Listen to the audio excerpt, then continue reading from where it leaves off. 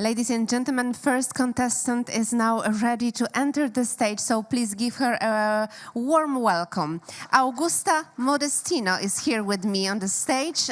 She's a head of strategy at Cura Medical. Hello, your 3 minutes starts now.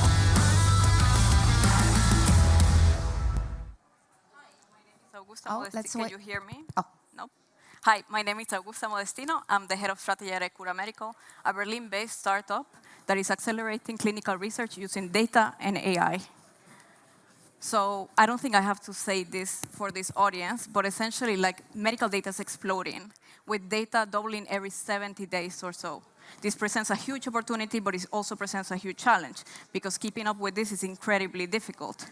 Not only because the volume of the data is increasing, but also the complexity of the data is increasing as well. So when it comes to actually extracting insight from this data, we're lagging quite behind. And for this, AI presents a huge solution. However, the current AI solutions available, most of them, they tackle a single purpose. So they can, for example, detect a disease, and they're very good at it. And the other thing that they're doing is they're only using single data modalities. So they actually don't use all of this complex multimodal data. In reality, in clinical research and clinical environments, we need AI solutions that can actually access and use all of this clinical data in order to develop generalized AI solutions that can be translated. And this is what we're doing at Cura Medical. So at Cura Medical, we have developed a platform that combines a data layer. So this data layer is a graph-based model that can access multimodal data from silo places. So you can collaborate safely because we use a federated platform. And then we combine this with an AI engine, which has foundational models on complex data modalities. Then you can combine these foundational models to create essentially any AI medical solution that you want. So at Cura Medical, we're working in clinical development, and some of the things that we are developing are, for example, automation of data and image analysis, and we're also developing multimodal predictive models to, for example, figure out which patients are progressing fast or slow so we can accelerate and de-risk clinical trials. The nice thing about Cura is that you can do this in a single to-use platform, which can give you access to data across organizations. You can query the data, and you can extract insights all in the platform. We're already collaborating with biopharma and research hospitals. We are protecting our core technology with IP, and we are partially supported by research grants, which not only give fuel our development, but also give us access to key opinion leaders in therapeutic areas. And we're using this alongside with our expertise in order to enter the biopharma market in different therapeutic areas. We're starting with neurodegenerative disorders because there is a huge need there, and also that's where our main expertise lies. But we're also expanding to new therapeutic areas in the coming years. Our team is very strong and quite multidisciplinary, so we have expertise that span from software development to machine learning and also biomedical research. And we're all quite motivated for our vision, which is to transform healthcare and improve patient outcomes with data and AI. Thank you so much. Thank you, Augusta, for a great presentation. Are we ready for questions? My colleagues will help you with the microphones. There are one here, yeah. Yep. So Hanna from Ananda Ventures, I'm wondering, how do you compare to Owkin? You know, the platform that also has federated learning, multi-omic data. Yeah. So we're quite similar to Owkin, but we are actually focusing on different therapeutic areas. So this is one of our differentiations with them, and also their data model is a little bit different to ours, so we use a graph model for this, and which allows you to not only include any data modality, but also knowledge, medical knowledge. So we're a little bit more easily to, yeah. Hi, this is Jan Solozhin, Silicon Medicine. So how is the custom onboarding process going? Because you said you have data, foundation models. Do they pick different models? Do they combine it? So it really depends on what the customer is looking at and the applications that they're looking at. But essentially, we first build for the customers a data layer, which depends on the applications that they want. And then for now, we actually do most of the development of the AI applications and the AI solutions that they can do. But the nice thing about the platform is that eventually this will be done by the customers themselves. So we're still building the platform with the customers right now. I don't know if that makes sense. Yeah. One here.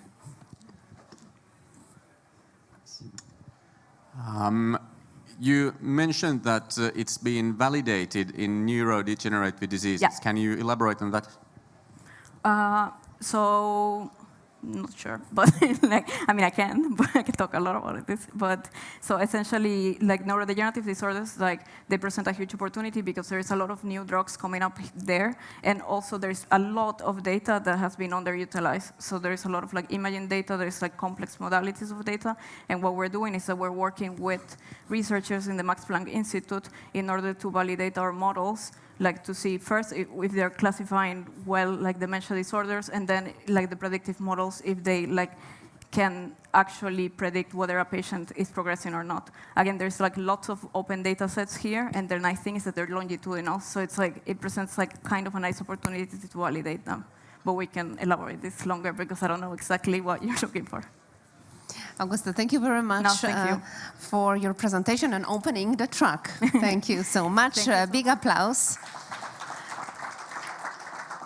Now it's time for Kemal Apaydin, CEO, Alon Health.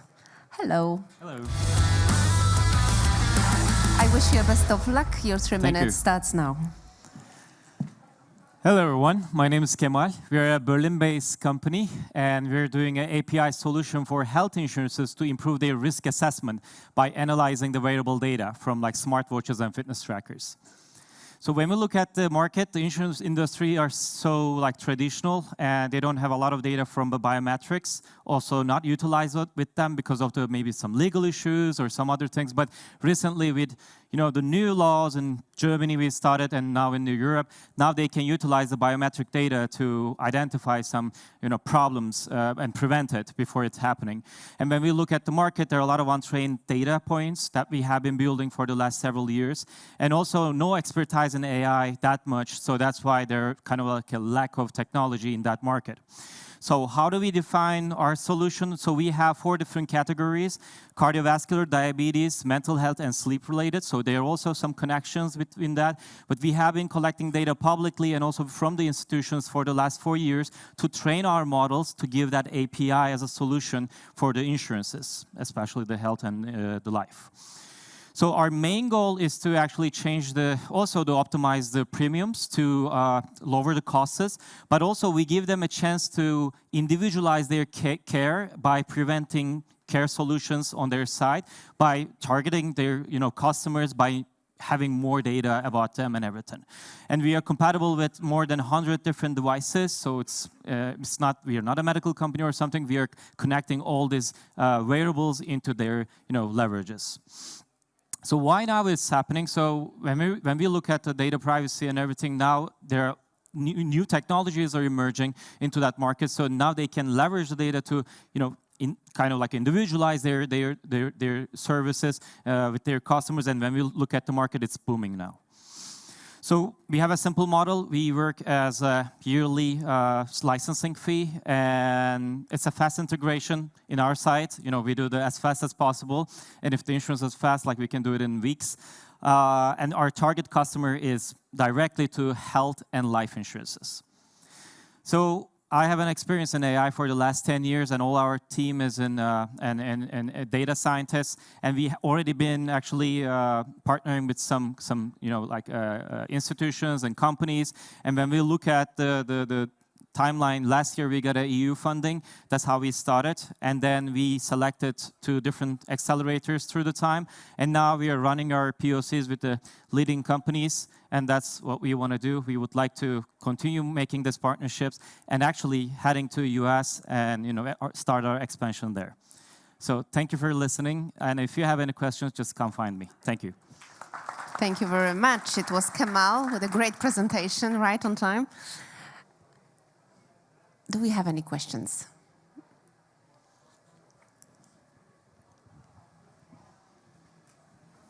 Thank you. So I understand that you're, Ahuti Rai, venture partner and strategic advisor. So I understand that you don't need to be concerned as such in terms of medical device status because you're just collating all of this data. But where does the responsibility lie in terms of the use of this data? Because not all of those devices or those wearables that you mentioned have got their own regulation for the different measures that they pick up and the data that they collect. So where does that responsibility sit in the value chain? So when we get the grant from the EU, actually our focus was the privacy first. So we actually built the product based on the privacy concerns. And when we're now working with the insurance, what we realized that the connection between the insurance and the wearable, they have their contract. So they're actually liable to their customers to how do they use the data and everything. And whenever we look at like some of the examples like AOK bonus, so what they do is they do the integration with the wearable and they get the permission from their users.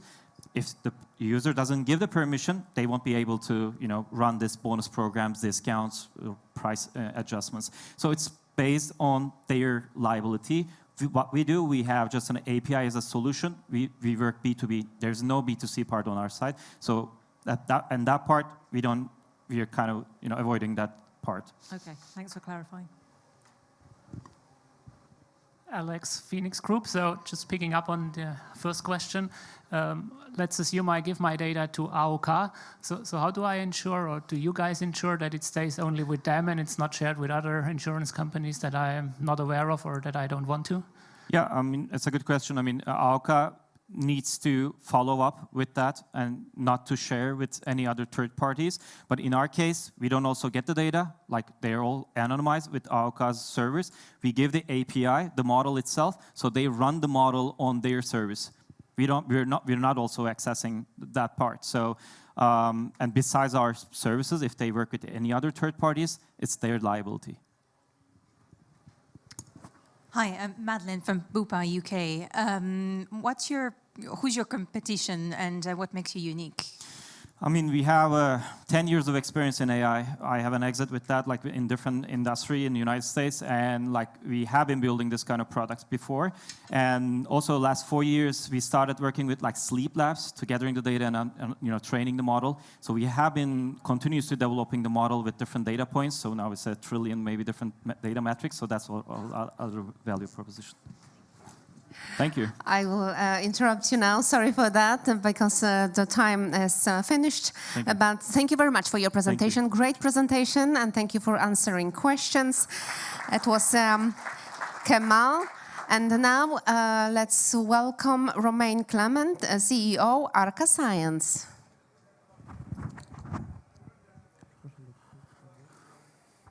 Do we have Romain Clement, CEO, Arca Science? Małgorzata, could you correct me if I'm right? Okay, so we're moving on to the next contestant, Santosh Sahu, founder and CEO at Sharak. Hello. The stage is yours now. Good luck. Team Sharak, we are a pharmacy relationship management platform. Jeremy. As you can see, in UK, the healthcare system, NHS, UK government, pharmacies, everybody is under heavy strain. And the best way to understand is Mr. Jones, who is 65 years old. He had a severe bladder problem, and he picks up the phone, try to get an appointment with the GP, and the best case is he will get an appointment within 6 days. And in the meantime, his bladder condition gets worsened. He walks into a A&E, either a family member takes him or he walks himself. And then he spends 2 days within A&E to recover any sort. And then it costed NHS more money. It created more pain for Mr. Jones. So it is neither good for Mr. Jones, nor good for NHS, nor good for the economy. So Sharak, if Mr. Jones is living in a community where there is a pharmacy which is using Sharak platform, Mr. Jones would have used the app, the pharmacy app. He would have put his symptoms, and he would have got the advice from the pharmacist, whether it is antibiotics, a prescription-based antibiotics, or a OTC product which could have cured him.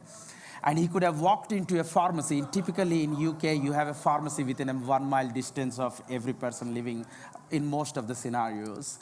Or he could have got it delivered using Royal Mail. Royal Mail is one of our main investors. And through that process, he will be relieved from the pain, no cost to NHS, and help our pharmacies earn extra revenue. We are already generating revenue. We have 36,000 active users. We have 500 pharmacies on our platform. We are going to have more than 200,000 patients use our app by March 24, and we are anticipating and forecasting to have more than 2,000 pharmacies on our app. We have done close to 2,000 repeat prescriptions on our app, and we are already revenue generating. We are projecting to have £600,000 plus revenue and £60,000 recurring revenue by March 24. And we are a highly experienced team with nurses and pharmacists working in our team. We have raised 2.5 million, and this morning announcement, we raised another 1 million from a global digital platform.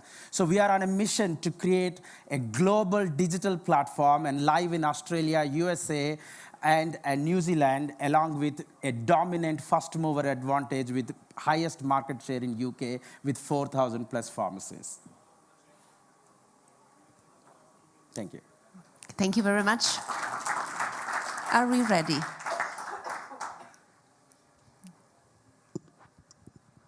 Hi there. Thank you. Alexis Edwards with IBM. Just a quick question on the NHS instance, the example.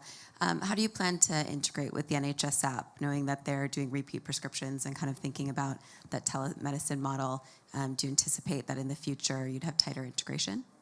Yeah, all the APIs which NHS app uses are available to us, and we are already using them. But what NHS app don't do, or their primary focus is the GP systems. Whereas our app not only uses those APIs, but also we are fully integrated into the pharmacy workflows. So a patient, when they use NHS app, they know that their GP is approved, nothing more than that, their prescription. Whereas with our app, they will know that GP approved, pharmacist started working on it, ready for collection, and if it is a home delivery, it's ready for home delivery, driver on the way and get it delivered. That e-commerce experience which we use in our daily lives is not available, and we are providing that. Hi, thank you for your presentation, Eric Machado from Cigna. How do you see the recent announcement from the government in the UK with the elective care recovery and access to pharmacy care impacting the use of your platform? Oh, it's brilliant news. 645 million is allocated through Pharmacy First thing, and that's an impetus to further inbuilt technology. And we already inbuilt video calls into the pharmacy consultation process. So it's all good news. We have technology funding coming together, and more services are allowed to be prescribed through pharmacies. So it's helping to get further traction. We still have time for the last one. Hi, Dominique Kretzis from Amboy Street Ventures. Just a quick question, more of a clarification. Who is doing the diagnosis? Pharmacist. Huh. Thank you. Simple as that. Thank you very much for your presentation. Santosh Sahu, thank you for a presentation and answering questions. Now it's time for the next contestant. Please welcome Daniel Falschier, CEO and co-founder in DasLab. It was very good. It was very good. Falschier, but it's very tough. Falschier, the English say Falschier. The international name list, it's quite, It's just Daniel, it's totally fine. Okay. So now it's a Daniel time. You have 3 minutes. Good luck. Thank you. So I'm Daniel, one of the co-founders and the CEO of DasLab. And what we're building at DasLab is a digital infrastructure and interoperability platform for lab testing. Anybody in the room a sense why this is relevant at all? Yeah, I see nodding. Yeah, that's good. A big number, 70% of all medical decision-making relies upon lab testing. And if you look at this slide, you see big names on it. There's a big need for it. Those companies want to have access to interoperable lab test results. And that's why our vision is very clear. We want to seamlessly connect those players with each other to ultimately enable more personalized medicine. What's the problem behind all that? I was speaking this morning on the panel. It's about silos. It's about fragmented. It's about old architecture, 20 years old. Very hard to plug in, and if you think about, there's one plug For example, in Germany, going in and I get exactly the same lab test parameter, you know, and the same, you know, bandwidth, minimum, maximum values, and so on. Forget about it. There are 400 labs. Every lab is coding it differently. There are roughly 1,000 different variations on how you can code a test. There are international standards. FHIR and LOINC, other countries are using it, but most countries are not. And if you then think about electronic health records that should come at scale, this is absolutely required. What we're doing is we're connecting this fragmented infrastructure on the left side, so basically the suppliers of that testing and of data, with all the different stakeholders. And there are many more, you know, there are 5 groups, you know, it's patients, but it's also, you know, payers, providers, it's pharma, it's partners, you saw the logos up there. But the problem of all of that is, you know, how do you bring that to life? What do you really need? Because basically a digital infrastructure is about connections, about APIs, it's about how can I easily integrate. You have a base layer, that's the important thing. But, you know, selling a base layer is pretty challenging because selling a base layer, you sell it to basically CIOs. We want to sell to CEOs rather, so you have to have something where people can really feel what's the power of such a digital infrastructure. That's why we have some selected UI components on this engagement layer on top of it. We truly believe AI will play a role going forward. We use it already for integrations at scale. But really, you know, let's first fix the infrastructure at scale, and then we can dream big of what we can do with that data. So I'm a big fan of AI, but let's first get it all right. How do we do this? How do we bring this to life? And also, you know, things end up in a startup differently than you envisioned in the beginning. But, you know, we're winning massively at the moment with health insurance. It's the number in terms of revenues is like 8 weeks old when I submitted it. It's outdated. That's good because we're winning big deals with health insurances right now. And we're winning more and more tenders. What we're doing there is, and I told it this morning, we're doing integrated prevention and screening journeys for colorectal cancer. You can nicely also upsell that. And on the other side, we're also very passionate of building really the interoperability product at scale. Thank you. Thank you very much, Daniel. Okay, we are ready for questions.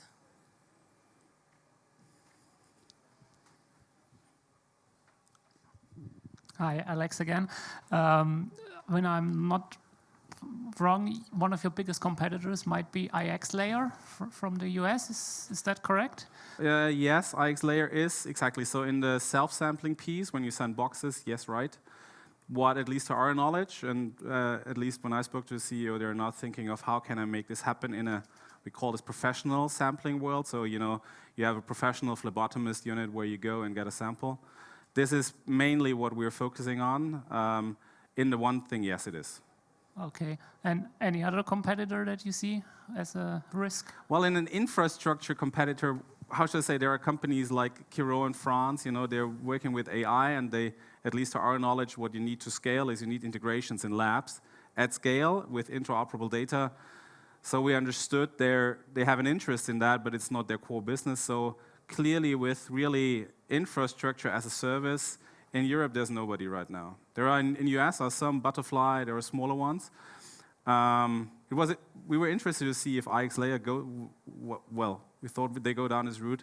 They end up really currently, at least with the boxes. It's an interesting one, but it's very limited in our view. We only offer this for intimate testing, stool, urine, you know, any kind of swabs.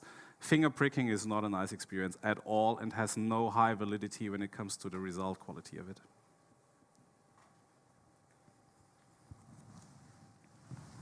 Any more? There's one. Hi, this is Veysel from Salesforce. Just a very quick one, great presentation and excellent team that I also saw on the slides at least. Just maybe, you know, also number-wise, everything was very clear. Just when it comes to the fundings, can you tell me what happened so far? What are you looking for also in the very near, like in the short term? Well, short term is like next year is like Series A. That's the next pit stop for us. This is where we're going to test the market somewhere Q1, Q2. And so far, classical pre-seed, we're VC-backed, Speed Invest as a lead investor, but also have CSS and other Kaya VC who was leading Doc Planner. So we have people knowledgeable, I would say smart VCs in it. More than 6 million collected already. We would love to hear more, Daniel, but I believe the time is finished now. Time has finished, so thank you very much for your pitch.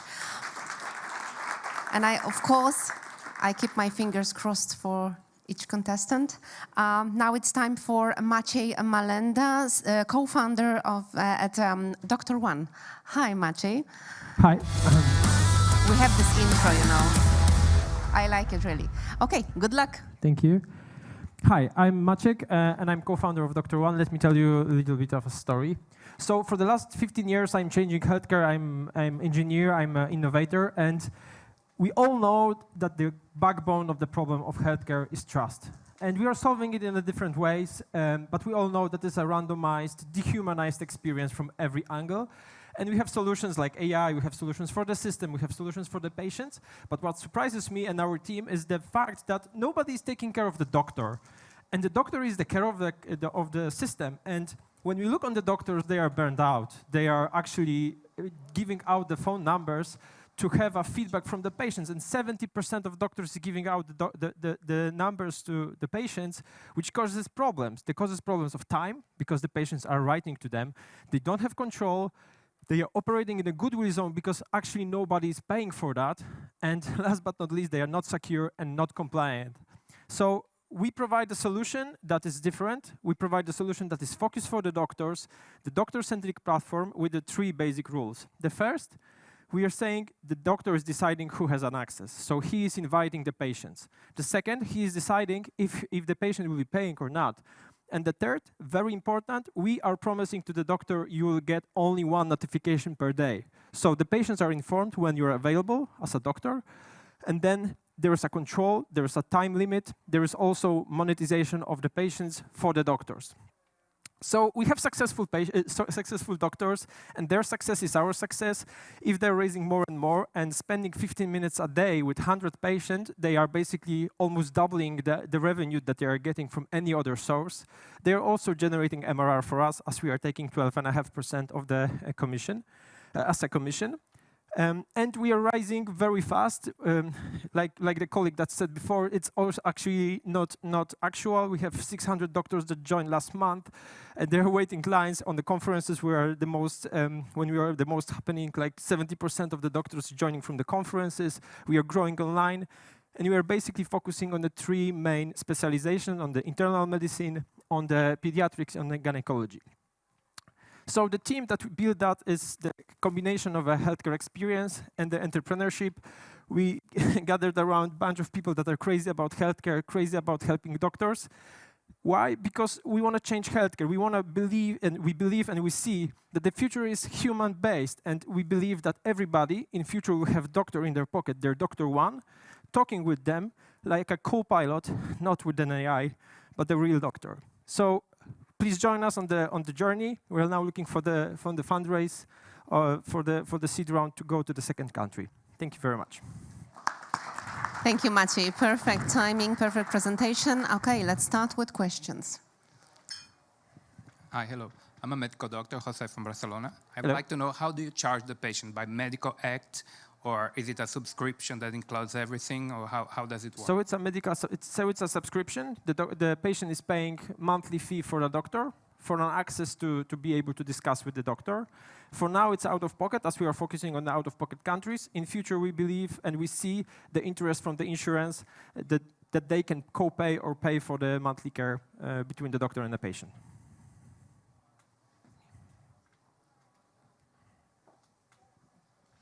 Madeleine from Bupa. I have a question. What's the average subscription length for patients? How long do they? As the pilot is lasting for 2 years, the typical range is between 1 and 1.5 years, depending on the disease. For the pediatrics, it's actually still happening. For the pregnancy, it's 9-10 months, and after that, part of the patient is staying. For the chronic care, it's actually still happening also for the 2-year plus period. So we believe it's even longer. So, and you said that it's the doctor that chooses whether the patients are paying or not. What's your percentage of paying patients? So the paying patients is around 60% now, the patients that are paying. We are now launching more and more with the freemium model, because we see that the new doctors that are joining, they prefer to move the old patients as a free ones and then starting to move the paying ones. But it's just like 60% now of paying patients. If there's nothing else, so do you help the doctors have those conversations with their patients as to proving the value of that subscription? So actually, we don't have a conversation about that. We are just putting, like, we are within like the growth loops. We are saying, instead of answering as an SMS message, just answer through Dr. One. Or during a visit, instead of saying, I will send you some information on the email, just send it through Dr. One. So it's basically, for the doctors, it's just switching from WhatsApp or SMS to Dr. One, or from email to Dr. One. We have time for a quick last question. Everything was clear. Thank you very much for your presentation. Big applause for for Maciej. Thank you, Maciej. And now, please welcome Piotr Kruszyński. He's the CEO and founder of Finally. Good luck. Hi, my name is Piotr. I'm a co-founder and CEO of Finally. And I see some of you are wearing glasses. I bet some of you are wearing contact lenses. So I want you to recall the last time you had your vision checked. So I bet you had to leave home, drive to the doctor's office, then wait in the waiting room, then you were sat on a chair, asked when you see well, when you see unwell, covering your eyes. So that doesn't sound very convenient, does it? But trust me, you were still privileged, because there is over 1 billion people globally that do not have a chance to have access to proper eye care. What's more, almost 700 million of them might lose vision due to uncorrected refractive errors. And just to make sure we are on the same page what refractive error is, so this is how normal vision looks like. This is how short-sightedness looks like. So you see well from the close distance, but everything that is far is blurred. And the far-sightedness is the other way around. So now as we know it, once we know you have to have your vision fixed, there are existing ways of doing this, but they are unfortunately all offline, and they heavily rely on specialists. And all is despite the fact that there is a shortage of optometrists, there is a rising demand for eye care due to aging of population and due to intense use of screens that we do, and that currently existing methods are subjective and kind of obsolete. So what can be done about this? We believe there is a solution, and we have an application that will allow you to test your eyes instantly just with your smartphone. How is that possible? Do you still have to give any sort of input or judgment, or when you see well or unwell? No, you just take pictures of your eyes. You are guided by our app, and then we do the rest. We analyze the pictures through the neural networks that we developed, and you get all the information that you need for your prescription glasses as a result. So we believe that the market for the solution is huge. We can start with developed countries where this is a matter of convenience, this is a matter of saving time and energy and money. But actually, there are places on Earth that there is so much more to save. So we are talking about developing countries. So this might be the only chance for some of the people to basically have their eyes tested. We put together a team combining a significant blend of medical, technical, business, and financial backgrounds. So we worked together with 2.5 years, and we learned how to speak the same language. We are a VC-backed company. Up to date, we tested 500 patients, and we have the accuracy comparable to the existing solutions. So right now we are fundraising, and next year we intend to undergo the medical device certification and then start making significant revenue in 2025. Thank you very much, and happy to answer any questions. Thank you, Piotr.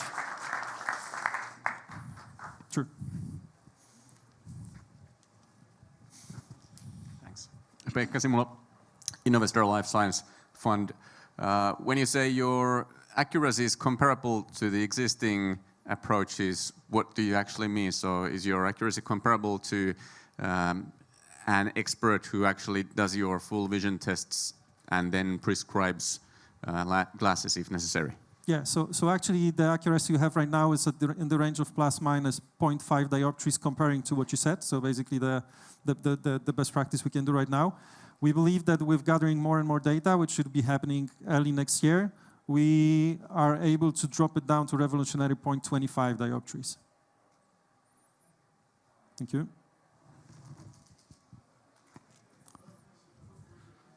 Hello, thank you. Works? Yeah. Terje Petso from Estonia. The question is about, can you test glaucoma as well?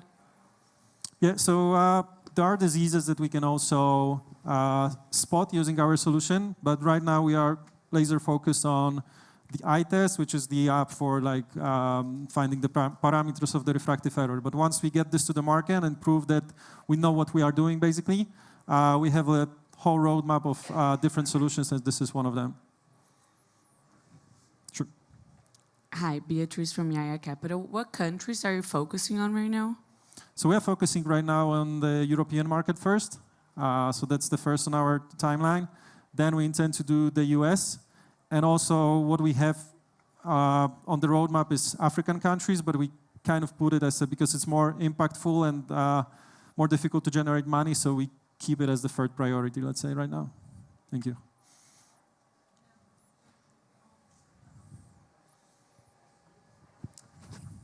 How do you distribute? Is it B2C, and is it the customer paying for it, and how much? Good question. So we intend to distribute this through B2B2C.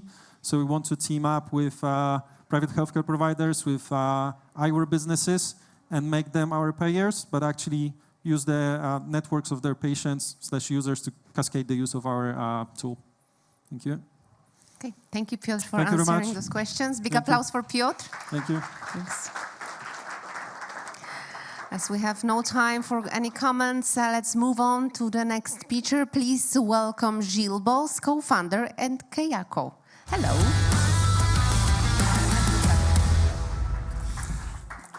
Thank you. So good afternoon, everyone. So my name is Gilles Bos. I'm the co-founder of Keyako. We have developed and we are developing currently a personalized solution for presbyopia. So what you know about presbyopia is when you start to feel that your arms are not long enough to read, and that's a disease that is touching 1.5 billion people in the world. Most of the solutions, which are easy solutions, are based on spectacles. There are also some surgical solutions that have been provided, but they come also with side effects like glare. So therefore, we've decided that there should be a better way to treat this problem. Visual accommodation, when you finish your teenage, you have about 7 diopters of accommodation, so you can see nearly at 5 centimeters from your eye. And you have a decay of this capacity, which is based on the stiffening of the intraocular lens, which is coming with aging. When you reach the 45 years, then you start to feel really that it's time to do something for your sight. What we propose actually is to treat directly into the eye the intraocular lens by reducing the stiffness and therefore lifting up again the capacity to adapt to near sight and far sight. So we want to keep away people for 5 to 10 years from having access to reading glasses. So the technology is based on, I would say, a footprint that we get from your eye at a regular ophthalmologist practice. We put that all in silico into a model that will be able to design actually the treatment that the physician will need to provide to your eye to make sure that he's restoring this capacity of accommodation. This treatment is based on a laser. It's a femtosecond laser. It's a very high-level type of the technology that will sculpt actually into your intraocular lens a capacity to restore accommodation. So we place ourselves into the most non-invasive type of the surgery with the highest level of quality of life, because again, your eye is capable to see far and near with the regular natural methods. We are currently preparing a second round of financing, a Series B, where we will try to raise something like 10 million to go to humans, actually. We have done already the safety and the proof of concept into animals. So I'm happy to say we have a really large team. We're based in Saint-Étienne, south of Lyon, in France, where we have physicists, chemists, technicians, engineers, and also physicians that are helping us to develop that technology. Thank you. Thank you, Gilles, for your presentation. If there are any questions, just please raise your hand and my colleagues will provide you the microphone. Or? Okay, I believe everything was so clear. There are no additional questions. Big applause for Gilles. Thank you very much. If you have any additional questions, there will be time to do that, of course, so no worries. Ladies and gentlemen, let's move on to the next picture. Please give a warm welcome to Siddharth Agrawal, CEO, founder, Lab Plus. Hello, welcome to the stage. And now your 3 minutes start, so good luck. Thank you. Hi there, I'm Siddharth. As a medical doctor, my story isn't about Lab Plus. It's about the lives we are saving. Can you imagine that a single lab test result can be the difference between life and death? Let me show you a real-life story. Meet Jack. He's a marathon runner. He got his test results, and there was small deviation that he ignored. And actually, he dismissed a silent warning. Mid-marathon, he collapsed and ended up in the ER. He's not alone. There are millions of people every day that receive lab test results and have to take actions, putting their lives at risk. The scale is alarming. 82 million searches are done every month just in the EU about relevance of lab test results. Yet, at Lab Plus, we believe that lab test results are intended for doctors, for people who are qualified to interpret them. But in most countries, it is patients who receive these results and have to act upon them. That's why, out of this burning need, we created Lab Test Checker, the world's first clinically proven medical-grade software that interprets lab test results in just 3 simple steps. Step 1, when you receive your lab test result, just click Interpret in your patient's portal. Step 2, answer a few questions about your health, just like you would do in a doctor's office. Step 3, that's it. You're ready. Your interpretation is ready, so you learn what is the cause of abnormality and what's the recommended course of action. We just started a few months ago with commercial launch, and we've helped more than 30,000 patients. With 500 of them, we identify life-threatening conditions. They would not have received this help, and they received it immediately thanks to our system.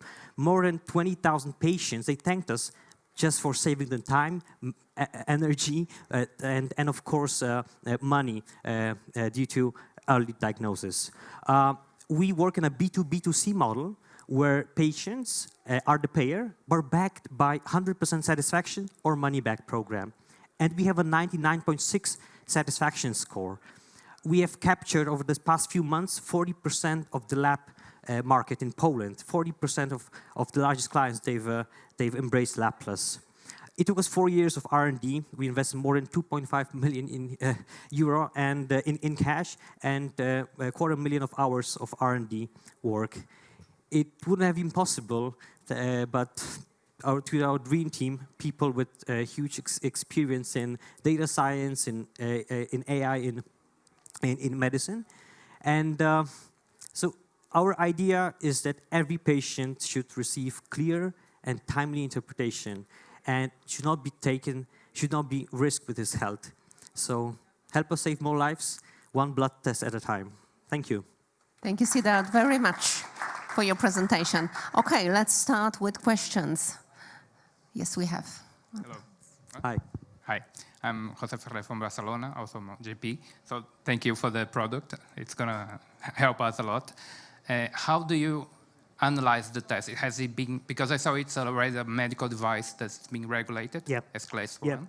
How do you validate the results? How did you use, is it AI or is it pre-programmed? Of course, we use 3 methods of machine learning. It took us 4 years to develop. Of course, it's a white box machine learning. So we use Bayesian network. We use decision tree, depending on the complexity of the case. Of course, we use rules-based system in order to triage the patients that need urgent or emergency care. But when we analyze the patients that have some, like what what type of disease they have and what management they should undergo, we used probabilistic modeling. And we analyzed the safety and efficacy by matching our interpretation with the decision of an expert in the field, so specialists like endocrinologists will evaluate our interpretations in thyroid testing. And we run a clinical trial that proved we proved safety and efficacy, and it's published online, so you can look it up. Hi, Siddharth. Ahuti Hi. here. Yeah, I guess I'm still trying to understand the exact use case for it, and it might be because I'm used to being in a healthcare system where if I need some tests done, the results come back, but it usually has some kind of commentary telling me what action, even if I self-pay with home test diagnostic kits, etc. Again, it comes with a report to help me understand. So could you just help me clarify this use case? Sure. So as I said, there are two groups of countries. It's UK and Denmark, and they would be in the countries where lab test reports go to doctor, and the doctor provides the information to the patient. There's the vast majority of countries, the patient receives the results. And the thing is that you can't write a report with the result because you don't know what symptoms, what risk factors, you don't have the medical history. And more importantly, when there are deviations in the result, you have to ask follow-up questions in order to be able to tell the patient what's his problem. So that's why as a medical doctor, when you come to me with your results, I have to ask you many questions. I have to perform a medical interview in order to tell you what it means for you and what you should do next. And that's what we do. That's what we are doing with our software. Okay, so still relevant in a healthcare system so you can still have a time efficiency for doctors or anyone that's doing any reporting, so you still have a use case for those countries. Yeah, we actually spoke even to LuxMed in Poland and a big medical providers, but it's a higher hanging fruit for us because the integration is pretty complex. And here with LIMS providers, we just integrate in a few seconds and that's it. Thank you. And I will have to interrupt you you right here. Thank you very much for your presentation. In Poland, we do not receive any support with that. We just have the medical results, and there is no comment on that. So, yeah, as far as I remember, my last test, we didn't have any comment on that. Okay, ladies and gentlemen, now please welcome Tomasz Jankowski. He's the CEO at Medimap. Hello, stage is yours. Hello, everyone, all the way from Canada. Medimap is a marketplace. We connect patients with doctors. It's that easy. Healthcare in Canada used to be known as one of the best systems in the world, and today, as many others, it's in crisis. Wait times at the ERs are now measured in days, not in hours. To wait for a specialist, it takes 30 weeks, not 3 weeks. It's falling apart, and we're trying to do our little bit to help with that problem. So we're building a concierge that's trying to connect patients with doctors wherever those doctors might be. We actually connect primary care doctors, allied health, pharmacies, hospitals, even entire health authorities. And that's our primary business model. But aside from the core business, which is this basic SaaS product that we all know every country has some sort of a marketplace system, we also have 5 other pillars on which we make revenue. We have become one of the largest publishers in Canada of healthcare news of all types. So we actually make quite a bit through advertising with different partners all over the world. We have 2 of the largest virtual care pilots in the country that try to take advantage of marginal supply and to do something very different from the rest of the incumbents. We also have one of the largest patient networks in Canada, so even though we're still seed stage, 13 million Canadians, so 1 in 4 of Canadians have actually used Medimap to book some sort of a healthcare visit. And we're trying to not just provide a value add to those patients, but also try to monetize that side of the stream as well. We're also in the midst of launching an e-commerce solution for clinics, so it will not be just yet another booking solution like many others, but will actually offer clinics to put up storefronts and realize more revenue that way. And finally, we're launching an e-doctor solution that's going to go above and beyond a typical symptom checker that's AI-based to sort of remove low acuity cases from the healthcare system. By the numbers, all of our pilots are oversubscribed. We're seeing double to triple digit growth across the entire value system. We've done, to date, 2 seed stage raises in the past 2 years, and we'll like to move to a Series A probably in this new year. Like I've mentioned, 13 million Canadians have used us. We're thinking of going outside of Canada very soon as well. We're looking for investors, M&A partners, strategic partners, and of course, large advertisers. Our team is 15 people or so. We've got 10 years of experience in the healthcare system and over 10 successful exits behind us. Thank you very much. Thank you, Thomas. Okay, let's start the question round. Please. This is Jan in Silico Medicine. So how about your competitors?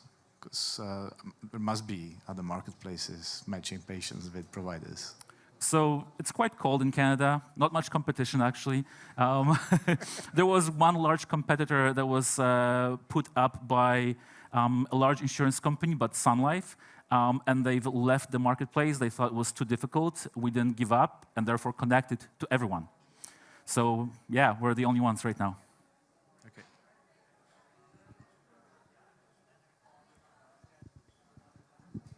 Hi, thank you for your presentation. Eric Machado from Signet. What can you tell us about your more recurrent customers? So you have 30 million. I appreciate the demographics will be quite varied, but the ones who use it the most, what do they look like?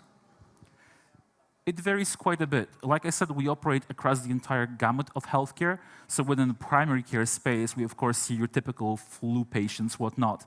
But if I think of it by verticals, I think beyond primary care, we see mental health, chiro, and massage as sort of the next 3 biggest verticals, some of which can be realized through virtual care and some of which will likely never be like chiro. Thank you. Could you please pass the microphone?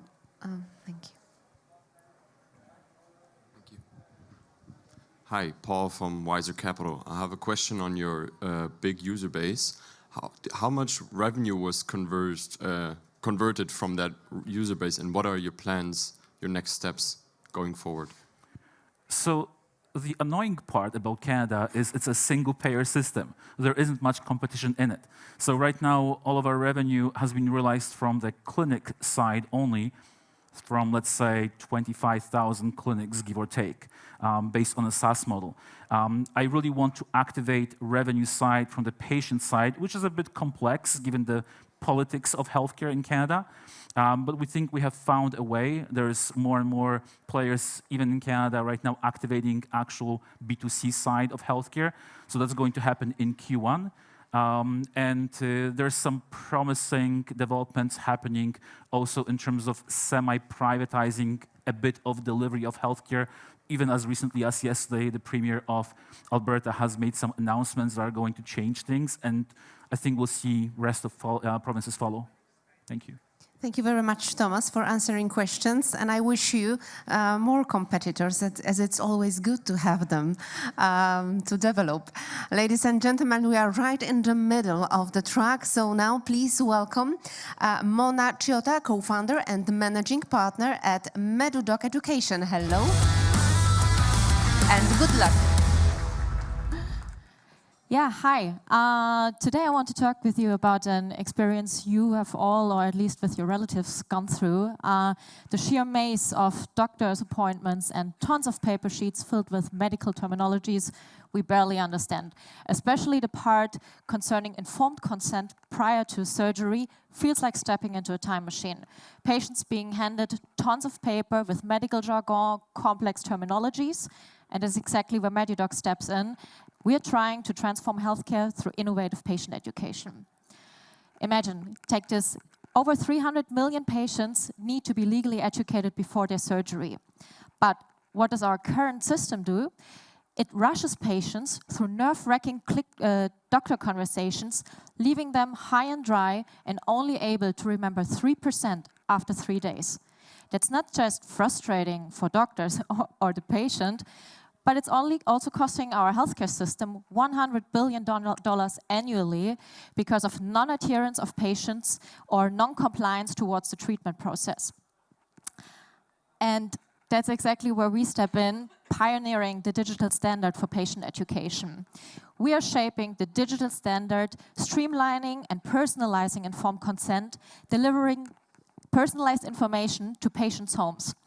Together with relatives, they can access patient-friendly information, prepare for their conversation with the doctor, and think about that, more streamlined, shorter conversations at the clinic, all combinable with an electronic signature and legally valid documentation that get automatically saved into the EHR. How we do it? We have an engine that delivers individualized content and documentation for every medical procedure, mapping, for example, unique patient data like risk profiles or surgery techniques, and delivering personalized content to them at home. Don't believe me? Then take our clinical results, because we've proved 50% of time saving for doctors in the informed consent processes. We can increase legal safety for clinics 3 times and also offer the opportunity, especially for practices, to gain a boost in revenue by 12.5%. And that's not just coming from us, but also from our clients and doctors who believe that the future of patient education is individualized and video-based.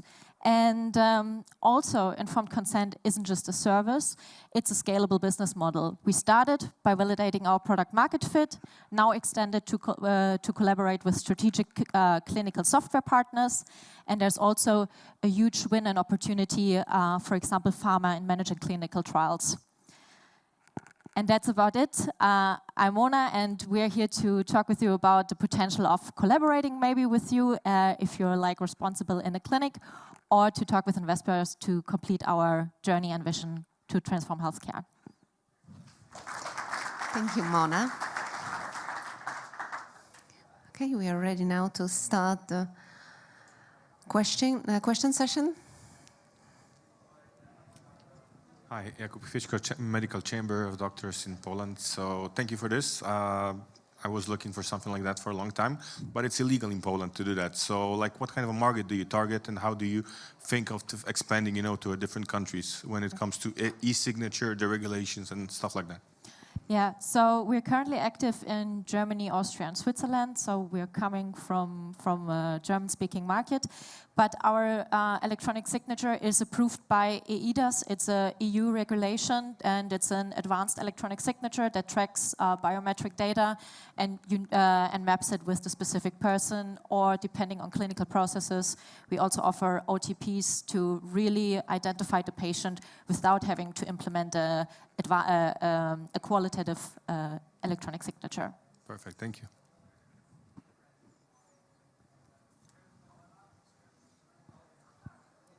There are no additional questions? Yes. Hi, Ahuti. Are you constrained to only educating on information that will traditionally be provided in a leaflet, for example? Or do you have license to go beyond that? Because what you're really trying to do here is improve that education and experience for the patient. So I'm just trying to understand, where do you draw the line, especially from a regulatory perspective, and for local countries, what some of the guidelines might be in terms of clinical excellence and what information is provided? Yeah, thank you for that question. So basically, we needed to start somewhere, and there's a huge gap in the market when it comes to informed consent, so the medical legal part of educating patients. So we started there, but we also partnered with medtech companies and medical equipment manufacturers who need to also provide good content and individualized content. And we've built a technology, and our platform is basically capable to individualize all kinds of content. And with regulations, it's like with everywhere, we started with informed consent, but then of course, as we grow, we will need to adapt to different regulations that come our way. Mona, I believe we have no time left for questions. The time is finished now. Thank you very so much. Big applause for Mona. Ladies and gentlemen, yes, we need to speed up. So please welcome to the stage Claudio Hida, CEO at Munivo. Hello. And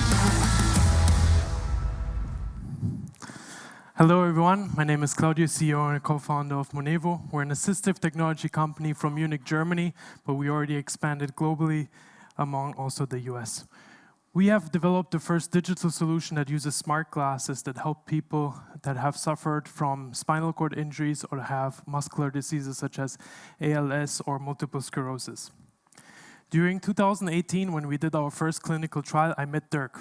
Dirk was an avid traveler working for a big corporate in Germany until he got diagnosed with multiple sclerosis.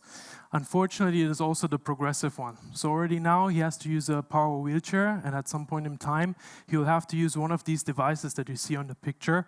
That is basically the joystick of a chair strapped in front of the chin, and this exists in many various forms, such as buttons or straws inside the mouth, and it's all mechanical. So our solution provides an all-in-one solution, the first digital one, that also allows the people to adapt the solution within seconds to their movements. We use integrated sensors in the glasses that track head motion, and through different gestures, they can control their wheelchair, but it can do much more because it can also be already connected to phone, computer, robotic arms, and the smart home environment as well. So far, we reached more than 1 million in revenue. We're growing year over year, and we just launched in the US, getting FDA certified, getting covered through medical insurances. The solution itself, as it is certified as medical device, is getting already now 100% reimbursed in various European countries, but our focus will be in Germany and the US. Obviously, you might think this is a niche market, but this is a huge opportunity because the power wheelchair market is already a $1 billion market, but the assistive technology market that spans across like different silos right now is a much bigger opportunity for us as well.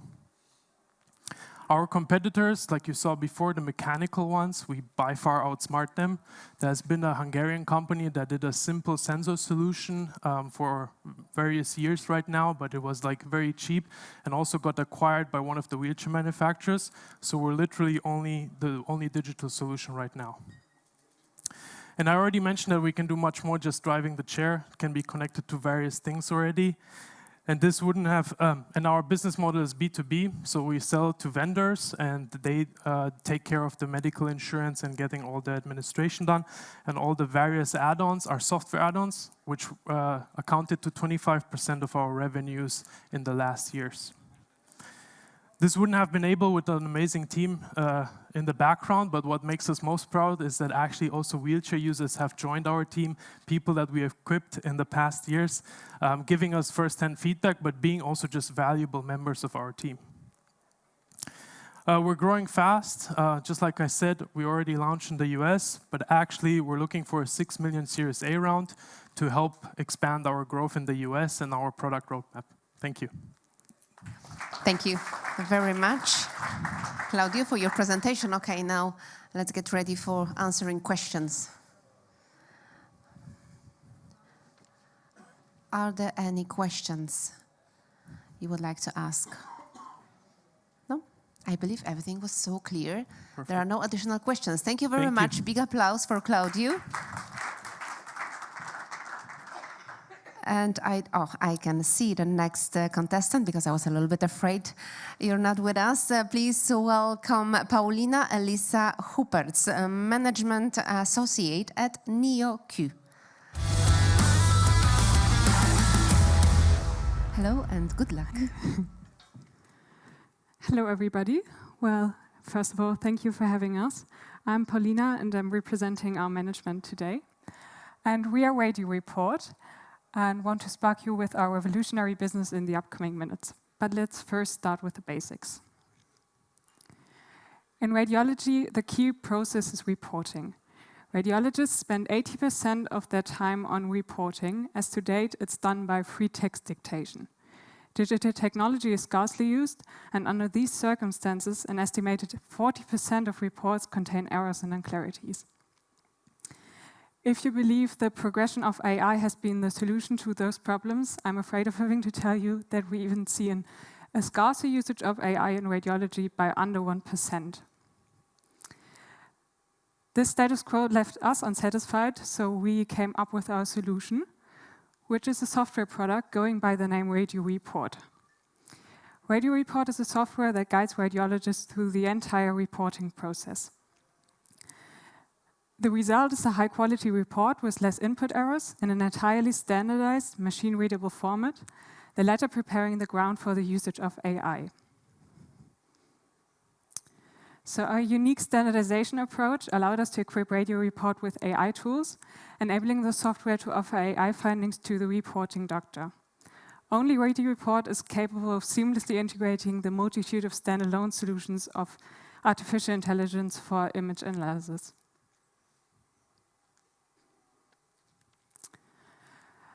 Performing as an assistant to the radiologist, our technology reduces mistakes, counteracts incompleteness, speeds up the reporting process, and further accelerates quality. Patients profit from getting a more accurate report faster, and we furthermore empower them by not only generating a doctor's but also patient's report. We are proud of having national and international reference customers and a lighthouse project with big hospitals like the Charité Berlin and the LMU Munich. We also, we want to continue by further internationalization and automation with AI, and we want to develop into an ecosystem for digital solutions in radiology. We also hold several awards and are supported by the Federal Ministry of Economy. Our team unites experts from a range of professional backgrounds, all united by the passion for our common goal. And finally, coming to our strategy and financials.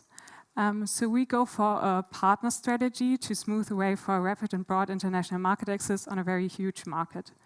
Up to today, a total of 20 million euros were invested in our company, and we are now actively seeking another 16 million for scaling our business. Thank you for your time. Thank you, Paulina. Okay, we are ready for questions.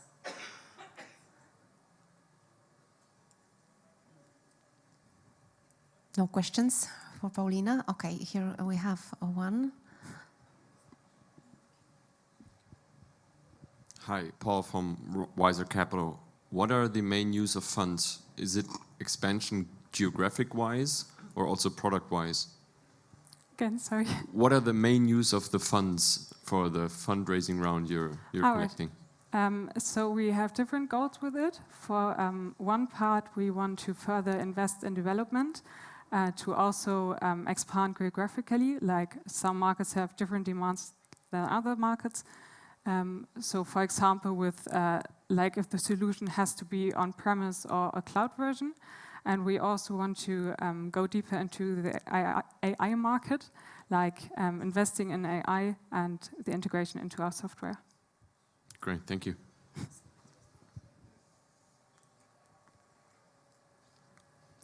Okay, there are no further questions. Thank you very much, Paulina, for your presentations. Everything was so clear. The jury member didn't need, okay, it was me, didn't need any time for questions. Thank you very much. Big applause for Paulina, ladies and gentlemen. I know you're tired. I know you're a bit tired as this round is really long, but I believe all ideas are so interesting that they will keep you concentrated all the time. Yes. Pardon? NeoQ, yes. No. It was, yes, it was Paulina from NeoQ, yes. Okay, ladies and gentlemen, we are now ready for the next contestant. Please welcome to the stage Vitalius Majorovas, CEO and co-founder at Pulseto. Hi. Yes. Yeah. So hi, my name is Vitalius. I'm co-founder of company Pulseto. It's a wearable vagus nerve stimulator for stress reduction, anxiety reduction, and sleep improvement. I believe that we are diamonds in the dust, which means that we are very rare example of very good traction, perfect executions, thousands of happy customers, and very trendy science. So our company is only just 2 years old. Only this year, we already made 2.5 million revenue. We will make 3 million revenue. 6 months in a row profitable. And we have very clear roadmap how to triple the revenue next year and to reach 3 years in the next 3 years 100 million valuation. So this is the product what I'm wearing. It's a wearable device controllable by the app. It's we uploaded 5 different electric signals. It's creating electric signal, quite deep electric signal. It activates the vagus nerve, which is responsible for parasympathetic nervous system or rest and digest. And then in 5 minutes, it's create the magic, you know. The vagus nerve is already studied in a lot of cases. 1993 is already approved by FDA. There are more than 10,000 studies about vagus nerve, and it's already proven that it can treat stress, anxiety, migraine, inflammation-related joint pain, also blood pressure, and etc. We made several studies also, which show the proof that we can change the parasympathetic nervous system biomarkers like heart rate variability, blood pressure, and also pain-related stuff, especially related with inflammation.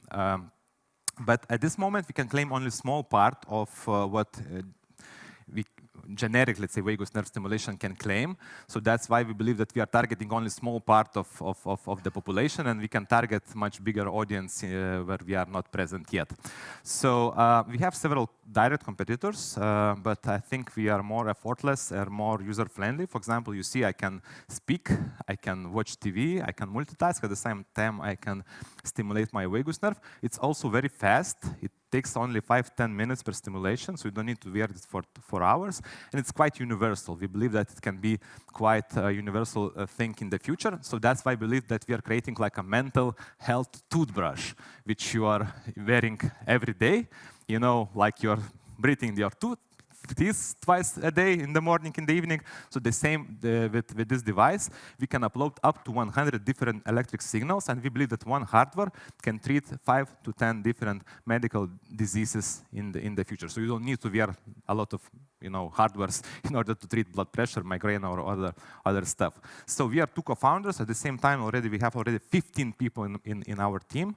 Plus, we have smart money from our pre-seed investors, Kilo Health. It's a quite big, it's not a venture capital company, but it's a quite big company in Lithuania. And we are searching for the funding which will be for a medical device journey, for the working capital, and to scale up our product. So thank you for your attention. Thank you, Vitalijus. Thank you. Jakub again from Doctor's Chamber. So you look super relaxed, so definitely it works, I can tell by your face. You were so calm during the speech. But I wanted to know how many people are using this actually worldwide? 12,000 people already. 12,000 in Lithuania and outside? No, US mainly. 85% of our sales are US. US, okay. That's all I wanted to know. Like, okay. Nice, thanks. Yeah. Pekka here again. How about clinical validation in those different indications? You mentioned that you are targeting several actual indications you would treat. So, and I guess the first question is, do you feel it when the device is on or off? So can you do randomized controlled trials? We can. We already have proposals, just it costs quite the money. And like I said, we are profitable, but this profit is not enough to make a clinical trial. So this is the reason why I'm doing the funding. Now, for example, we can claim only stress, anxiety topics. But for example, a lot of our customers are saying that it's helping also for migraine, which is not a surprise for us, but we cannot claim it. So that's why the clinical trials will open the new angles for the marketing for us. So I mean, we look to the clinical trials as the return of investment very fast, in case of the marketing and new audiences. Yes. Hi, Alex again. I didn't get the USP. So you said you have competitors, and I mean your device looks pretty simple from the outside. So what's the barrier for other companies entering the market, or swiping you off the market? I mean, we already have patents, design patents. After clinical trials, we will patent the exact let's say, signal. And we are only one device in the market who can do it bilaterally, so from two sides of the neck. So basically, together with the app, we created quite a challenge to copy-paste us, because the signal itself is quite not so hard to, I mean, not so easy to copy-paste it. I believe we do not have any more time. Thank you very much for your presentation. Of course, a round of applause. Actually, we need all those solutions, so I wouldn't like to be now in your shoes, ladies and gentlemen, to choose only one ultimate winner, as all solutions seems to be extremely important. Okay, let's move on to the next picture. Please welcome Christian Raff, CEO and co-founder at Curago. Hello, and good luck. Hello, everybody. So, yesterday or today, who arrived with a taxi here to this location? Yeah. And in my previous job, I worked as a nurse in the hospital. And once in a time, I had a patient, so it was a children's hospital, to transfer the patient from one hospital to the other ones. And I was there really fucked, because who will bring my patient to the other location? Is it an emergency transport? Is it a taxi? And especially regarding this patient was a child, how can I organize this? At the end, I did it by myself. I ordered a taxi and jumped in with this patient to bring him to the next hospital. And within this completely issue, we generated a platform for healthcare logistics. So what does it mean? We developed a platform to make it easier to order patient transports, material transports, and laboratory transports in lines. So the hospitals and medical facilities can order a ride within 30 seconds, and we are arranging everything around us. So we have the possibility then to make it more efficient, the rides, to make it more valuable for the patient, that they can go easier at home, and at the end better also for our health system. Where do we want to go to? If you're looking to the market for logistics, then we see there a market right now for 40 billion just only in Europe. And we are developing here this platform for logistics in Europe, and right now we are working on with a 1 million ARR and have 100 customers on the platform. So 100 hospitals are right now using our platform to order, for example, patient transports. And we are doing this with, for example, in Germany, with around 1,000 transportation companies, with more than 10,000 cars we are arranging. So in this case, this is where we want to go to. But in the future, we will have also different players on the market to bring logistics to healthcare. For example, drones, as you see here on the picture, they all need to have one point, and this is exactly the logistics platform. We're looking forward for funding right now, our seed round, and I'm really happy to get in touch with you. So if you are looking forward for a solution to jump on a 40 billion market right now with a proven track record about 1 million ARR, please contact me. Thank you. Thank you, Christian. And let's start with questions. Yes, thank you.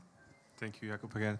So, you know Uber Health, right? Because kind of it's like what they did or what they are doing right now in USA. So I understand you're kind of a competitive to that? Yes, so we are building up, let's say, an Uber for healthcare. it is in the European market a bit more specialized, that, for example, regarding regulations and so on. But at the end, we have the same proven way that we started with the patients and then going forward to more verticals like laboratory and materials and so on. What we do another way around is that our transportation companies are not, let's say, freelancers who can jump in the car. So this is not possible in our markets here. But nevertheless, at the end, Uber would be a nice exit channel for us also. Yeah.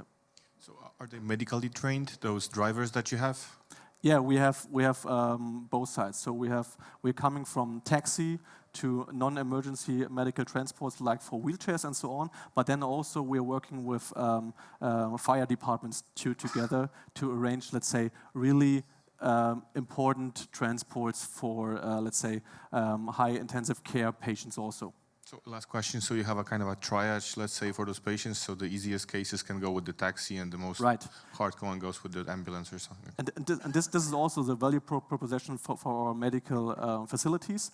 If we're arranging it right, we're getting lower, let's say, the peaks and patients coming much more faster to home or to the treatment. We still have time for one question. If there is such a need. No? Everything's clear. Thank you very much for your presentation. Big applause, of course, for Christian. Ladies and gentlemen, let's move on to the next picture. I believe he or she is ready. Oh, here you are. I was waiting for you here next to me. Okay, please give a warm welcome to Alex Templeton, CEO at Cureed. Hello. And good luck. Hi, everyone. At Cureed, we believe that when it comes to the future of healthcare, that prevention is the new cure. And our mission is to make habitual health screening accessible to millions.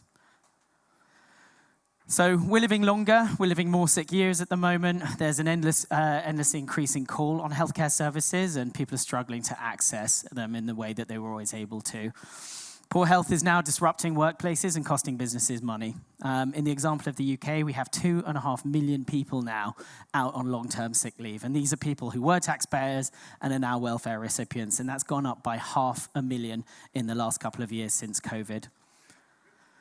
So smart employers are taking matters into their own hands and investing into employee health programs, but they're traditionally very reactive and treat you when you're already sick. However, we know from our own testing that 30% of employees are on track for major disease, and people in their 30s and 40s are at risk, equally as risk as people in their 50s and 60s.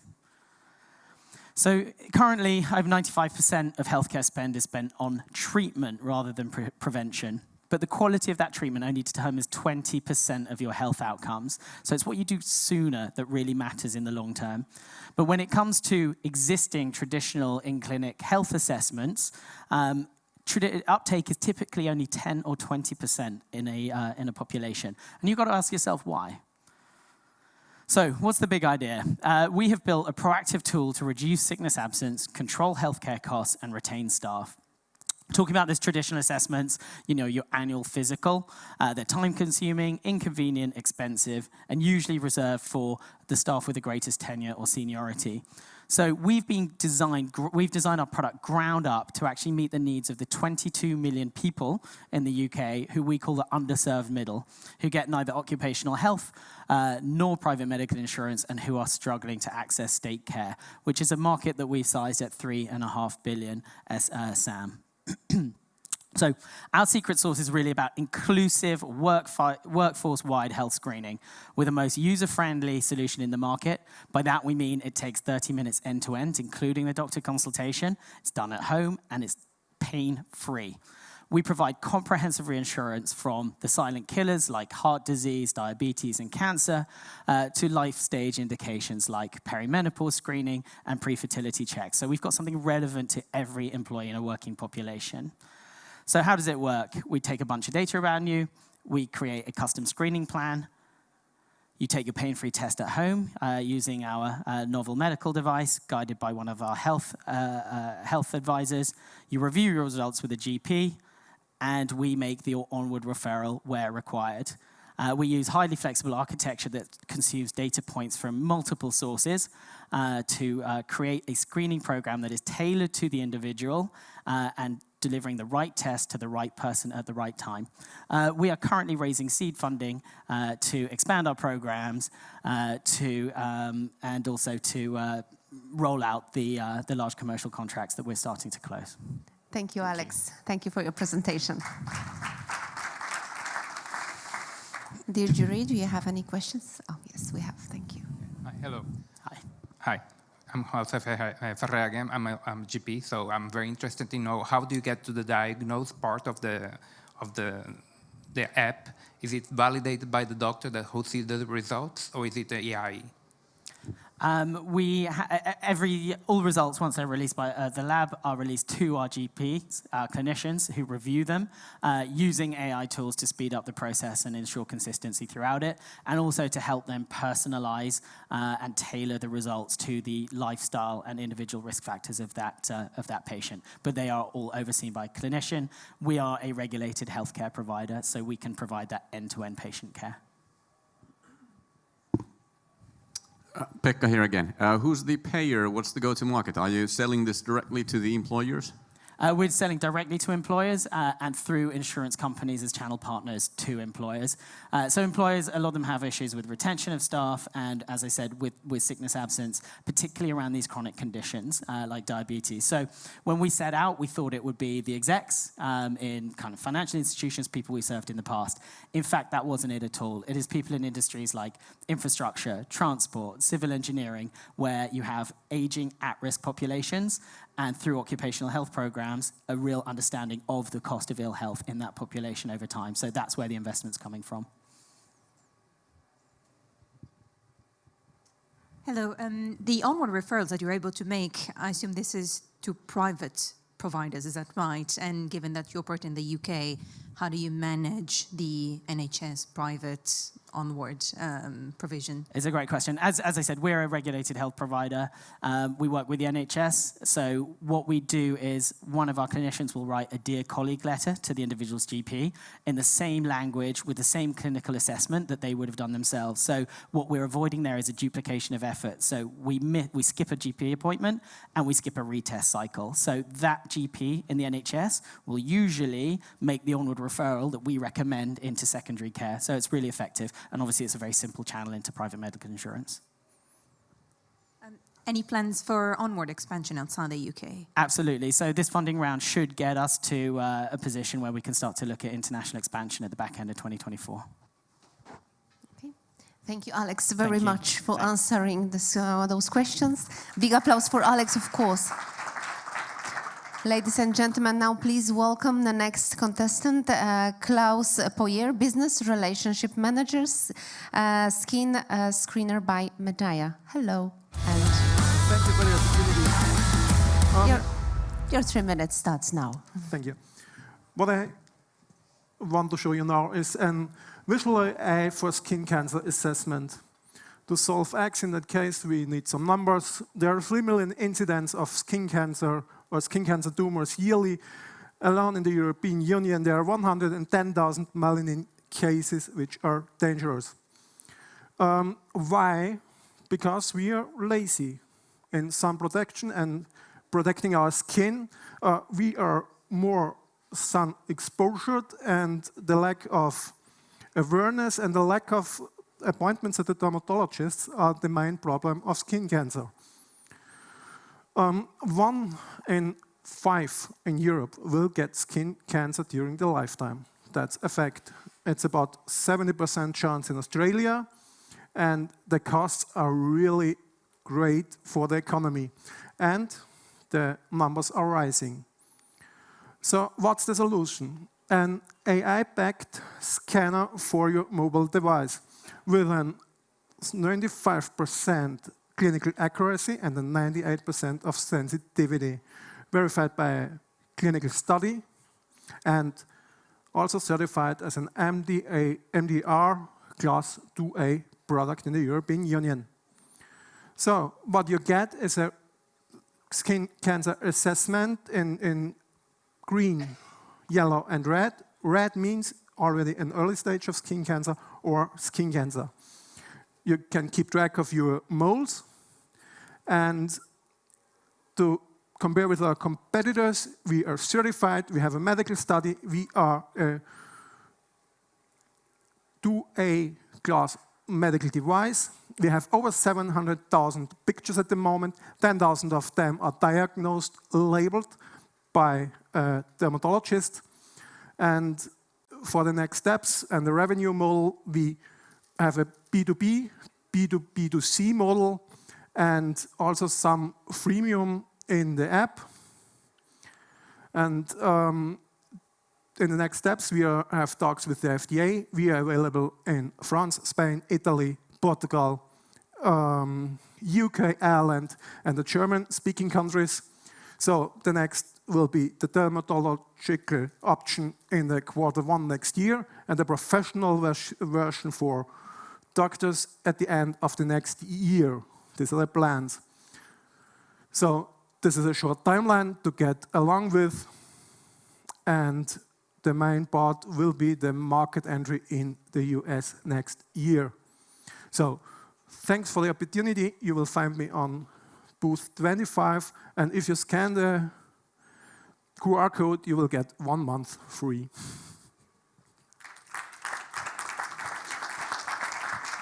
For sure I will. It seems to be a great idea. Ladies and gentlemen, are there any questions you would like to ask? Klaus? Yep. That I have a question. Sorry for that. We have such a strong light here on the stage. But I will anyway, ask my colleagues. Now I will ask my question. So I understood that you were speaking about the skin cancer, and then at some point you mentioned moles. So do you also detect the melanoma patients then? Yeah. So the app is able to screen melanomas, non-melanin and melanin types of skin cancer with a sensitivity of 98%. So we do not recognize all kinds of skin cancer because there are several types which are really rare to train the AI. But 98% I think, is a good number in recognizing the different kinds of skin cancer. At the moment, the app is only for skin cancer. We are working for more skin conditions.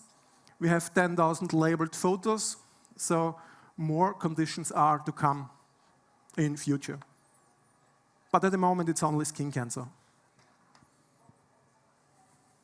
What's your revenue model? So the app is available in the app stores, Android and Apple. At the moment, we recognize that sales in the B2B market for insurances for companies with outdoor workers work relatively good to have access to their employer health promotions, something like that. What my target is to get the outdoor sports enthusiasts to have cooperations with apps or companies which, to get to them, because everybody is clear or recognizes sun protection if you're lying on the sea, but you are very lazy when you go for a run, when you go for a walk, or when you sit 3 hours on a bicycle. So that's the target, and these are profitable. Those are profitable customers. And we also can ensure that, maybe the providers of these apps can make their health devices even more better and have more use cases for that. Thank you, Klaus, for great idea, great presentation, and great solution for this quite important, very important problem. Ladies and gentlemen, we still have 5 contestants waiting to perform here on the stage. So now please welcome Daniel Kilger. He's the CEO at Smokeless.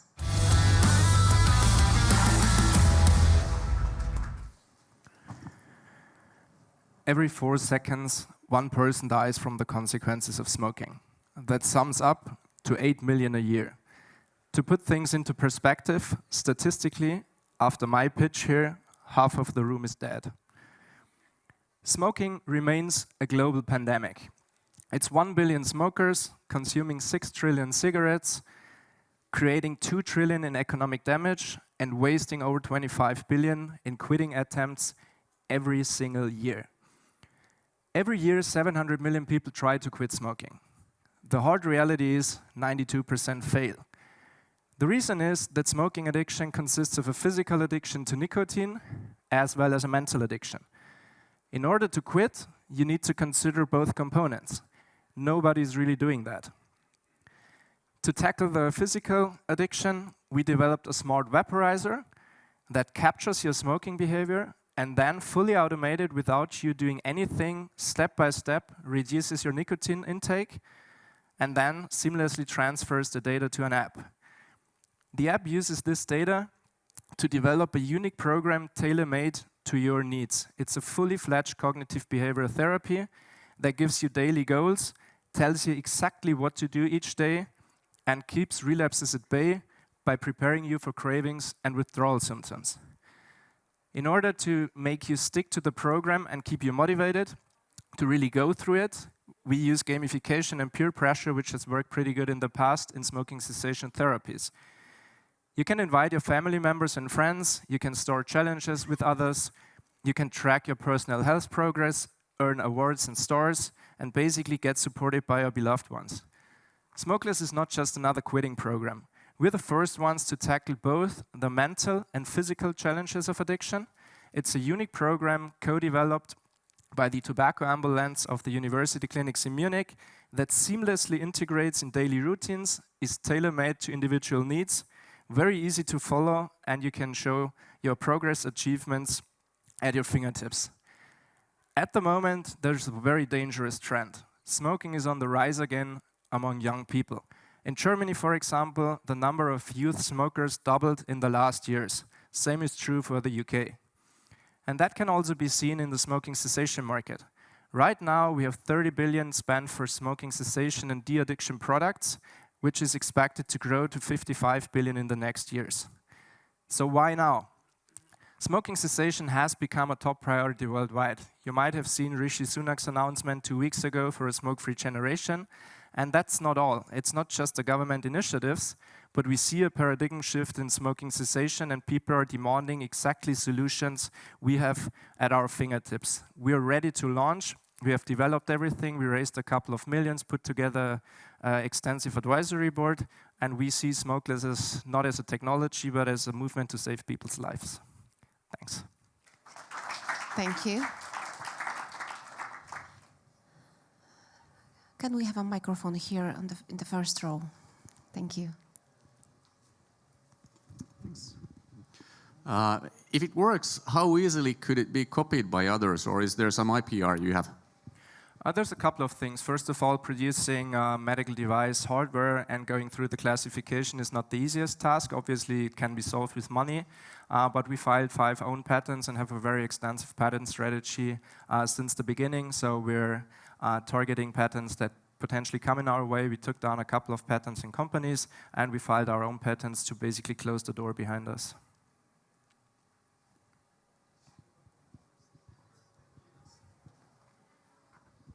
Thank you. What is your target group, actually? The young smokers who just started and this kind of period gaming and all these things, or the established smokers 40 plus? Because I think that there are differences in the way they quit. It definitely is. Basically, our customers are all the people who actively want to quit smoking. We don't convince people that smoking is bad. Everybody has their own choices and everybody knows it, but there are 70% actively looking for solutions. And we're now living in a time where 40 plus or 50 plus are not people anymore that don't know how to use an iPhone or don't know how to use challenges. So my mom is 65, she smokes since 45 years, and she definitely knows how to compete in challenges and use QuizDuel and all that stuff. So we're targeting the ones who are actively trying to quit, and we're not convincing anybody, but just using the 700 million people who want to quit.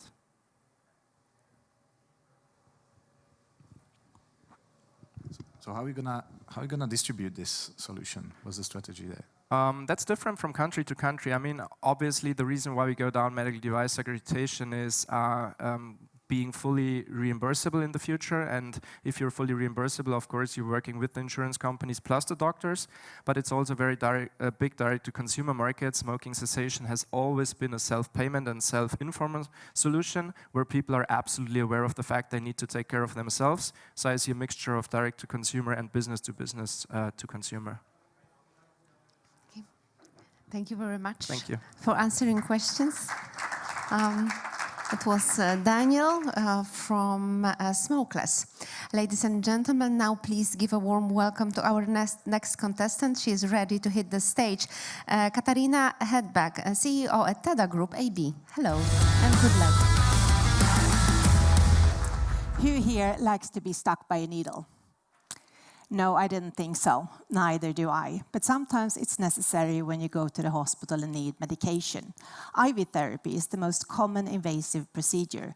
90% of the patients receive it. 16 billion IV lines are used.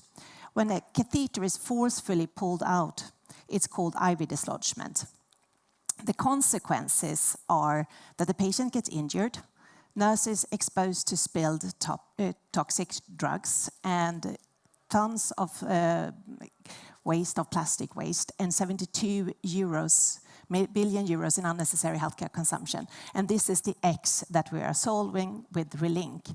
When the problem is that something breaks, the standard solution is to make it stronger. We did the opposite. We made it weaker and smarter. So when there is a force on the tube, our connector splits into two parts. Double walls keep blood and medicine from spilling.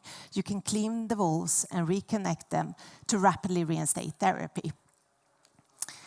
To the left in this graph, you have state of the market today, devices that are securing it stronger to the patients. To the right is the market space that we have created.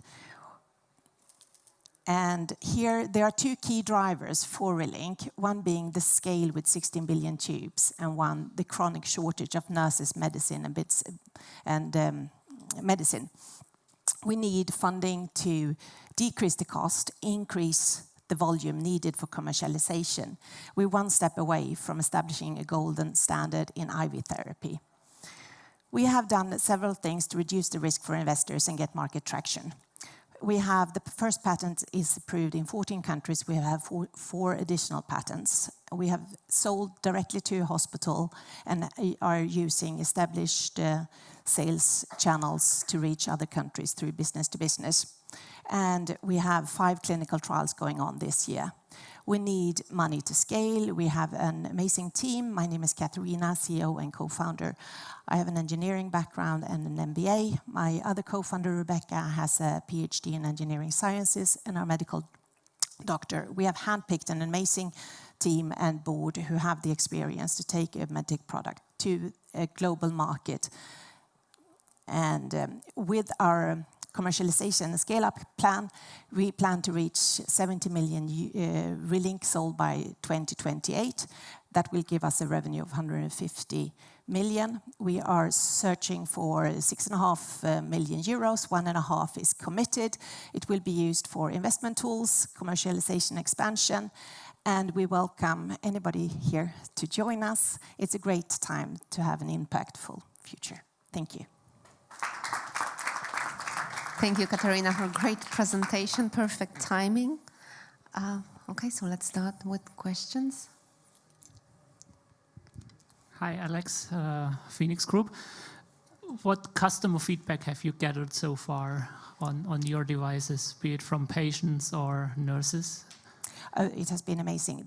One of the clinical trials, we just enrolled the last patient. It's very humbling with the response we've gotten from both nurses, doctors, as well as patients. They like it and it saves a lot of time. We exhibited at Vokova Vascular Access Congress and got loads of key opinion leaders on our list. So, yeah. Hi, hello. Eric Machado from Signet. Thank you very much for the great presentation. Just a quick question. What's the cost difference between your IV system compared to the traditional ones? Oh, this is an amazing question, actually. Because the cost is 50 euros in addition for when they have a problem. Our device, once we have scaled, it's a few grams of plastics, so that's going to be very little. However, our main goal with selling it through business-to-business unit is that they often put things together as a kit. So if you take the entire disposable market, it's 30 billion. So if a large player who already sell can shift whatever they are selling with 1 to 2%, they can alter their own sales with $500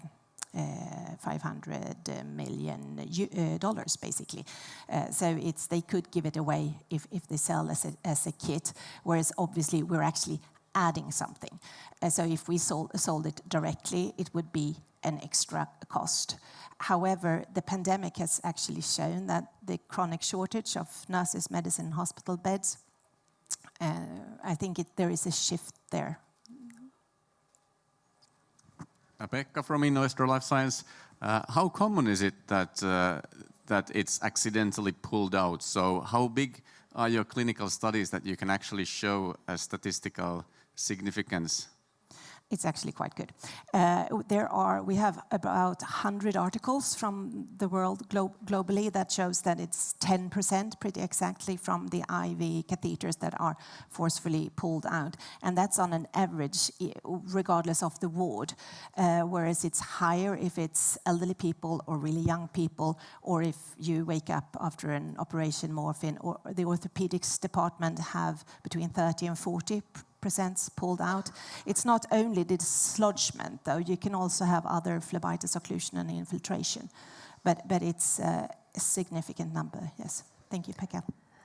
Thank you, Katarina, for presentation. Thank you very much. I'm trying to interrupt as gently as I can.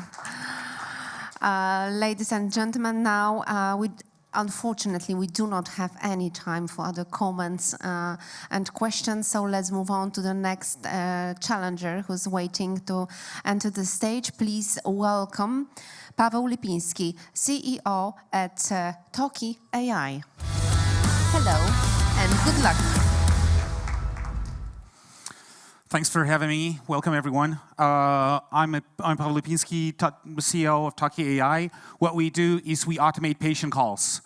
Over 70% of interactions between patients and healthcare organizations are happening over phone. Phone is the most traditional channel for people to get in touch with their healthcare providers. Despite the change that has happened during the pandemic in terms of, increasing the pace of digitalization, what we're seeing is the medical call centers are growing. The cost of people in those call centers is also growing, and at the same time, the experience of patients is decreasing. That's why we have built Toki AI, which is a solution for automation of those processes. What we're trying to solve for is at three sides. On one hand side, it is the patient experience. So what we're seeing is patients are waiting to get in touch with their providers long minutes. And because of this, they abandon those calls. They don't show up to the visits, and that is a huge cost to the organizations.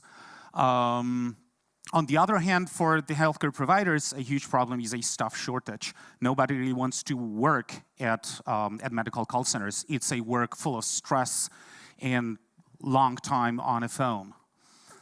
So what we're solving here is we're improving doctor utilization because we're decreasing the no-show rates. We're preventing patient leakage with outbound campaigns in terms of preventive medicine, colonoscopy, mammography campaigns, or vaccination campaigns. We're also bringing new business and keeping the patients in touch with healthcare providers. We're currently focused on selling directly to hospitals and clinics, but longer term, we see that we will be going towards the direction of partner-led growth, building a network of solution integrators that can increase the speed of adoption of the technology. We've already started building those partnerships. We're active in the US and in Poland. Right now, 25% of our revenue comes from the US market. Over the last year, we have onboarded over 30 hospitals and clinics, and we had 18% month-over-month MRR growth. We have performed over 1 million calls with patients. We have a pretty experienced team with decades in the business of building software products and previous exits. And we'll be raising Series A beginning next year to scale our solution into the US further. Thank you so much.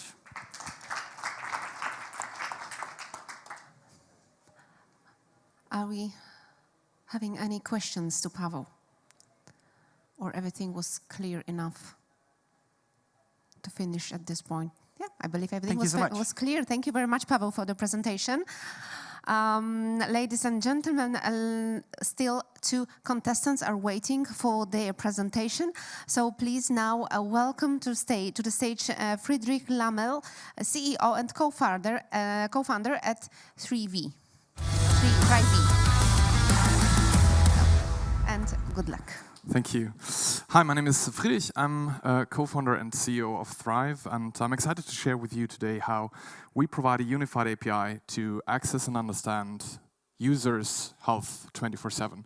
The background to that is pretty simple. Consumer tech has taken our lives by storm and changed the way we shop, we communicate, we do banking through the mobile phone, through the internet, and we now have another vast technology shift that is creating mass amounts of health data, allowing us, with the next breakthrough technology that's just arriving, artificial intelligence, to understand health 24/7 better than we were ever able to do. If, and that's a big if, we're able to get access to all the different health data silos where this information is locked, which easily creates the biggest hurdle to better healthcare with different semantics, different technologies, different accessibilities. And it's going to be healthcare's biggest opportunity with 5.3 trillion in the next decade spent on data interoperability and data access. And that's why we built Thrive. It's a simple, easy, unified plug-and-play API that covers several factors, several dimensions of health, tapping into devices and vendors' data and providing all that in a simple plug-and-play data stream. We're doing that for customers across the globe. We're processing data for more than 1 million end users in 15 countries, achieving up to 100% better results for digital therapeutics, for diagnostics, and for prevention services. And we, as a founding team, are stemming from a machine learning and tech background. Me together with my 2 co-founders, we've jumped into the Fraunhofer Institute, took out machine learning knowledge that was built up there on sensor fusion and understanding individual health. And we're now putting this on this layer of drawing data and making health accessible. We've been super capital efficient so far. We'll end up with around 1.5 million annually recurring this year, having burned less than 2 million so far. We have a pretty easy and clean SaaS license based on a variable component and an upsell on analytics that gives us an 80% gross margin, and we have seen pretty stellar user growth. We'll end up with around 2 million by the end of the year, which easily makes us the data engine that has access to most people in Europe, more than all the European DTX combined, which gives us a big lever in understanding and creating a health engine based on data access and AI. Thank you. Thank you, Friedrich, very much for your presentation. Let's start with the questions. I hope there are. Yes, we have 2 questions. Yes, you also have. Okay. Hi, Paul here from Wiser Capital. Congrats on the users. How do you plan to convert them into paying customers, and who are your users mainly? So our customers are the ones that have the users, right? So we are an engine that enables our customers across the patient journey, from prevention to diagnosis to treatment, to better understand their end users, to understand their health status 24/7. So they are active with our customers pay us because we take the heavy lifting of getting access to the data, understanding the data, making it comparable, maintaining it, expanding it, making it easy to understand health 24/7. Along the same lines, the 2 million end users that you have, what kind of data are they sharing with you? Is it all coming from wearables? And how are you planning to expand on that?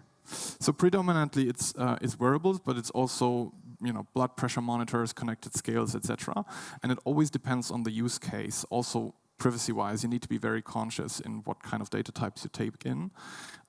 The wearables are getting more and more powerful, but of course, it's also possible through us to connect, for example, to CGMs, so continuous glucose meters, which more and more is understood to have impacts on a vast variety of indications. So yes, there's already this kind of expansions towards weather, towards patient questionnaires, etc.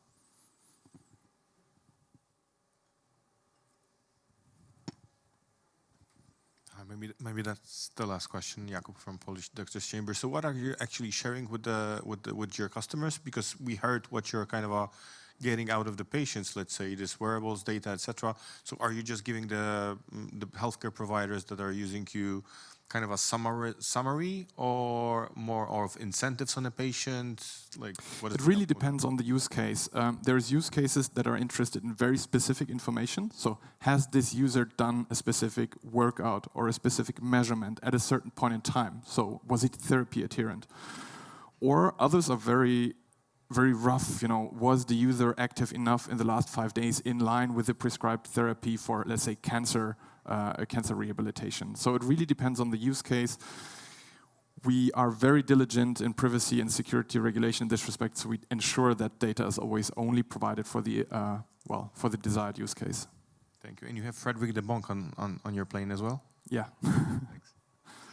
And this is the moment that I have to interrupt. Thank you very much for your presentation and for answering all those questions. Ladies and gentlemen, we are now aiming at the final of this track. The last contestant is waiting to enter the stage and to show you and present in front of you his idea. So please give him a warm welcome. Ladies and gentlemen, Ikechukwu Arthur Anoki, CEO and founder at Zuri Health. I wish you a best of luck. Your 3 minutes starts now. Thank you very much. Africa bears the highest disease burden in the world. Less than 50% of Africans have access to affordable, accessible healthcare. Let's look at the numbers. 1 doctor to 10,000 people. 65% of mobile phone users in the continent don't have access to the internet or data, while over 90% of solutions are built for smartphones. We also have a painful insurance penetration rate of 2%. Zuri Health's quest is to build the best universal healthcare experience on demand, and we've done that by building a hybrid platform. On one hand, a virtual hospital that allows you to buy your medication, talk to a doctor, book a lab consultation from the convenience of your home. But essentially, we've created an SMS functionality that allows 65% of those users who don't have access to the internet or data to be able to get the cheapest telemedicine consultation in the world at less than 10 cents. Think of it like a WebMD on text by a doctor who knows you. We're addressing a huge market gap of $57 billion in healthcare spend in Africa with an ARPU of over $12 per user. Our MVPs are broken down into one, an SMS component that allows you to chat with a doctor wherever you are, an Android and iOS app that allows you to, the virtual hospital component of it, web, and our AI-powered chatbot that allows you to have essentially a hospital on WhatsApp. Enablers are Care Now, Pay Later, Health 360 Zuri Care, and also educational awareness. We're also leveraging AI to ensure that we have screening for diabetes, mental health, etc., building up a bouquet of services that allows for extensive end-to-end use. We have a diversified revenue stream, breaking down into Care Now, Pay Later, Doc at Home services, commissions, and SMS billing. We have generated over almost $3 million in GMV revenue, and this year we signed a group agreement with Bayer Pharmaceuticals to reach 100 million women in impact, providing them access to contraceptives, etc. Our partnership also involves MTN Group, which we signed a group framework agreement to provide access to 180 million subscribers, an opportunity to be able to get first-level medical consultations, etc. And essentially, we're building out an insurance. We have a very diversified team that are capable of getting this done. And our traction generated almost $3 million in revenue, 350,000 subscribers, over 100,000 chatbot interactions, 100+ distribution partners. And we're in the market to raise $4 million. $4 million to help us build out what we consider the biggest health tech company on the continent. We've been rewarded for it. And also, we're the most achieved health tech company with 42 awards and counting. And today, I say join us to democratize access to affordable, accessible healthcare in Africa. Asante Sana, thank you very much. Thank you very much, ladies and gentlemen. Let's start the last round of questions.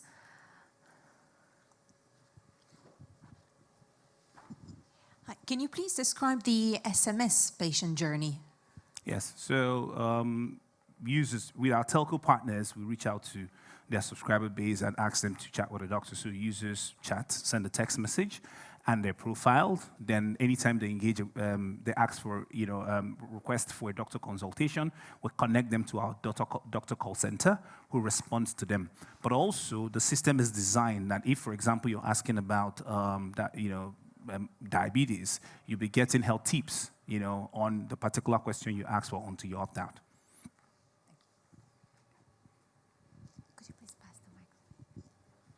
Thank you. So what's your internationalization strategy? Yeah? Because, how do you distribute across different countries, localizing languages and all that? What's the Great progress? question. And that's why we partnered with telcos. Remember telcos, if you want to handle distribution in Africa, you deal with telcos. We have extensive subscriber base. For example, Kenya has a 109 mobile penetration rate. Every household has a mobile phone in Kenya. So our partnership with telcos gives us access to cheap customer acquisition and also distribution.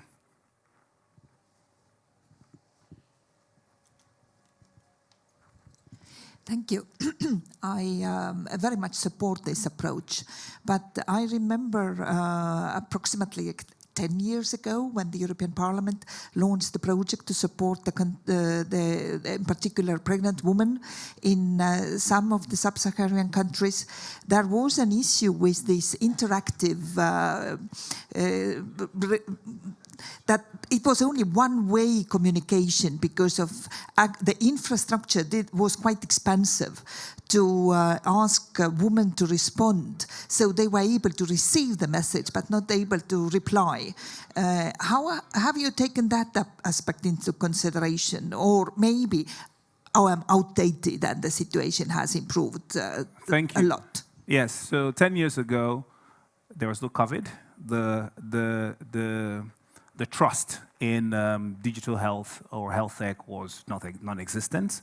Also, disposable income has increased, but also the pricing model. One of the things we did when we built Zuri Health was look at the pricing model, and that's why we put it at 10 US cents, which is cheaper than the cost of a bottle of water, cheaper than the cost of transportation from your house to the nearest healthcare center, making it easier and reducing the barrier significantly for people to engage. Of course, there's still people who can afford 10 US cents, but essentially we're getting towards a level where we're providing a level playing ground for people in underserved communities to be able to access healthcare.